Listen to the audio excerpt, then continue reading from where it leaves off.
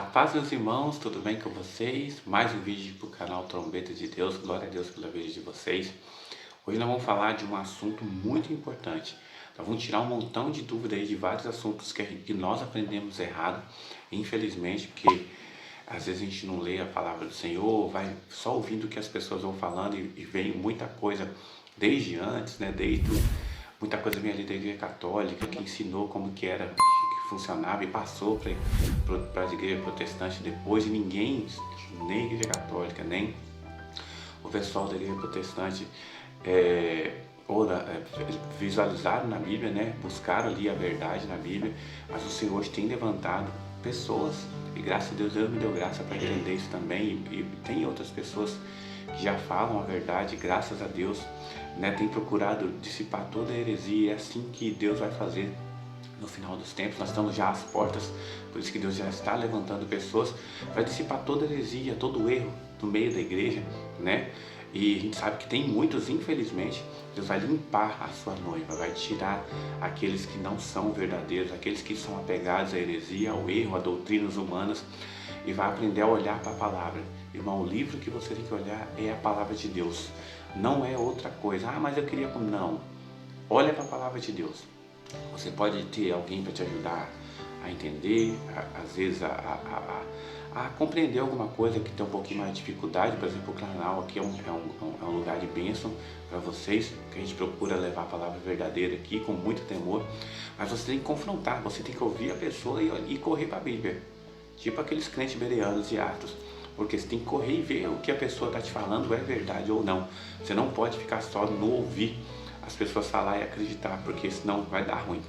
Então nós vamos falar para onde vão as almas após a morte. Eu estou com minha anotaçãozinha aqui do lado, por isso que vocês vão ver às vezes olhando aqui para o lado, a Bíblia está aqui para eu ler, tá bom? Então, para onde vão as almas? Isso é uma pergunta que muitas pessoas fazem. Ah, vai para o céu. Principalmente na igreja, hoje em dia fala assim, não, você vai morrer, você vai para o céu, né? Outras vão dizer que você morre.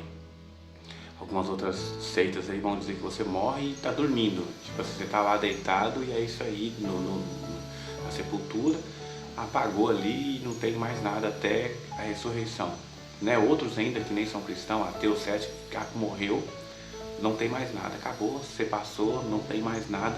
Mas Paulo disse, se nossa fé, nossa esperança se resume somente a essa vida, é vã toda a nossa fé, toda a nossa busca pelo Senhor, porque Deus visa a eternidade. Então, se nós não cremos nisso, não cremos na ressurreição, não cremos que Cristo vai nos ressuscitar para nos arrebatar se estivermos mortos, e vivos vai nos arrebatar vivos, né, transformados, não adianta ter fé, vai viver regaladamente, porque aí não tem propósito nenhum, correto? Então, com essa premissa, vamos entender. Primeiro, para começar a arrumar a bagunça, né, já vem primeiro já da tradução da nossa Bíblia, né? Pegou todas as palavras, nós temos aí 3 palavras, né? 4 palavras, vamos dizer assim, 3 palavras para descrever o mundo dos mortos, mais uma palavra para descrever sepultura, e tudo a Bíblia traduziu como inferno, né? Inferno é uma palavra que vem do latim, quer dizer região dos mortos, ou lugares baixos, né? Mundo inferior.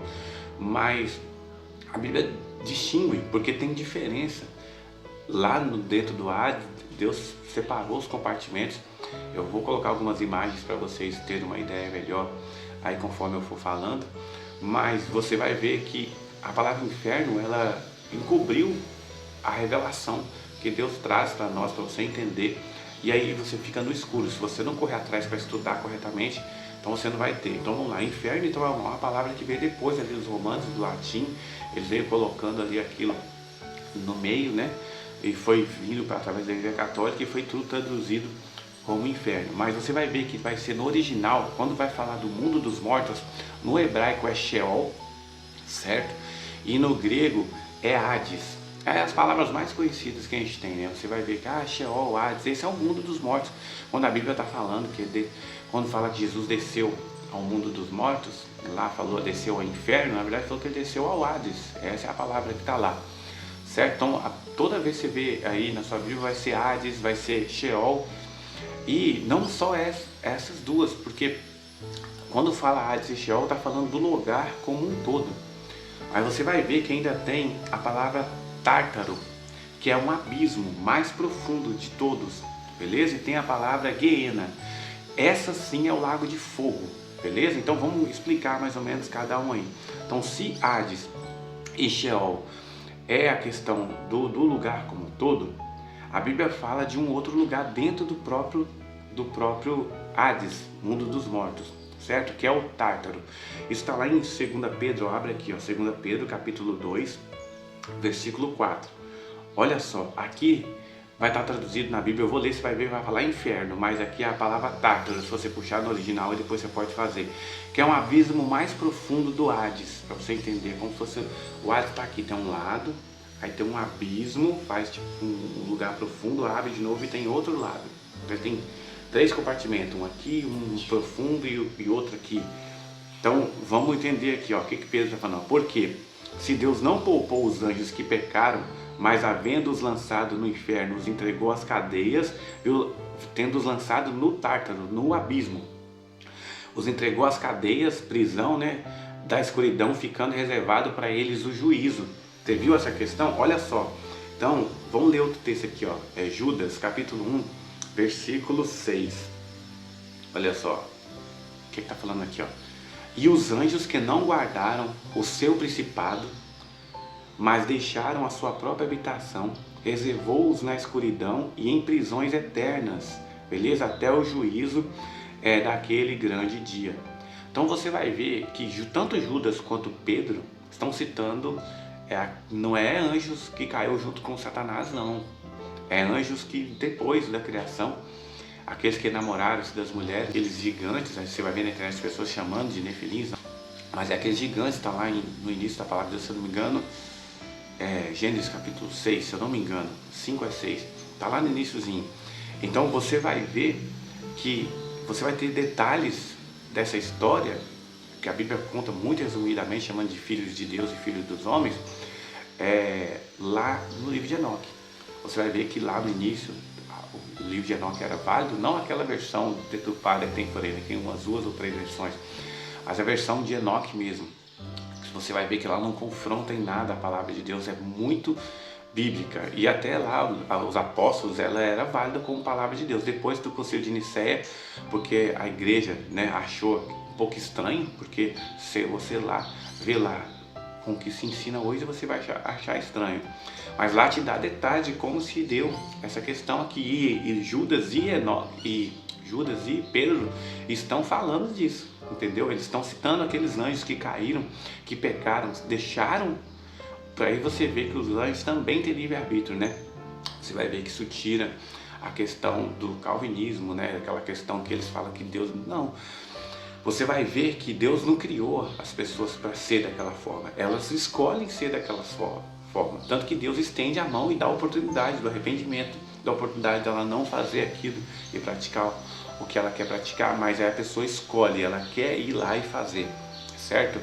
Então, você vai ver que Pedro citou aqueles anjos e falou que eles são onde? Lá embaixo, no abismo, dentro do Hades eles estão, mas no lugar mais profundo, que se chama Tártaro, certo? E Jesus também usa a palavra Guiena quando ele vai falar do lago de fogo e enxofre. O Guiena, eu até anotei aqui, ó, tem um significado hebraico, porque você vai ver que ele está citando o Vale de Rinom, que ficava do lado de fora de Jerusalém.